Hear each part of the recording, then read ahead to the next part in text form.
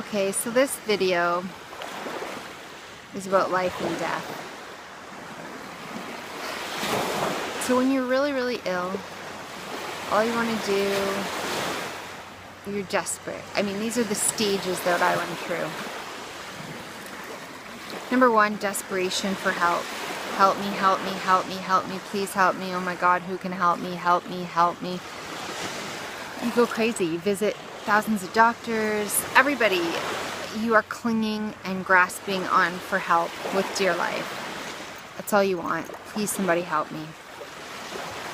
The second stage, which you come to gradually and slowly, is, more targeted help. Like, I think this person who's been through this has stuff to offer me.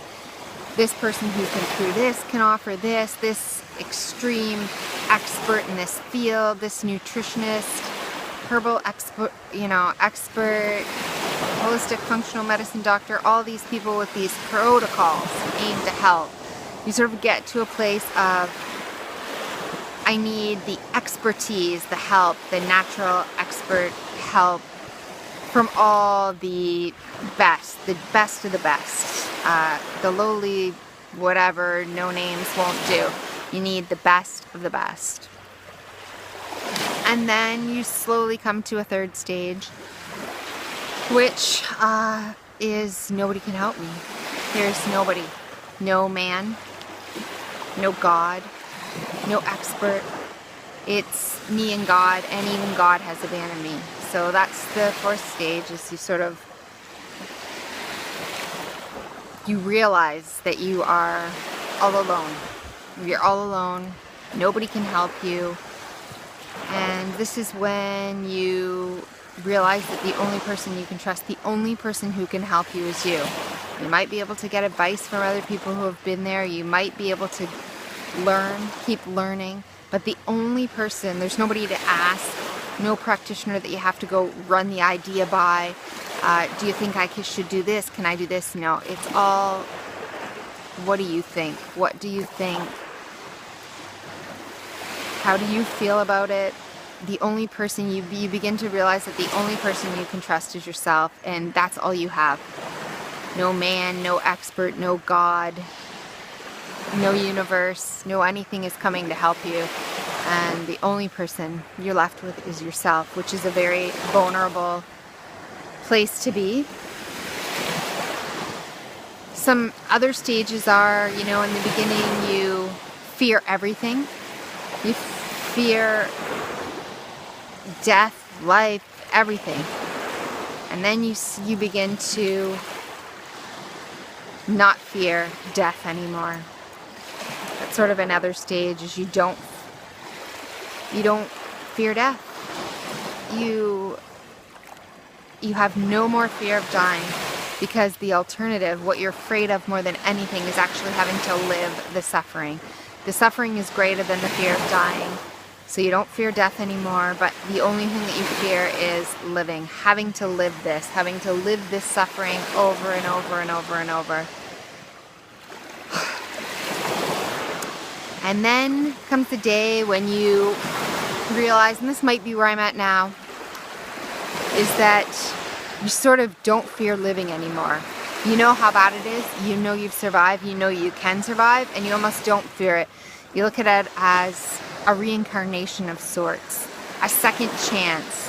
What if you did kill yourself? What if you did die? What if it did take you down? And God gave you a chance to come back and said, now that you're dead, now that you know the truth, now that you know the answers, I'm going to send you back. You're going to have to live through it.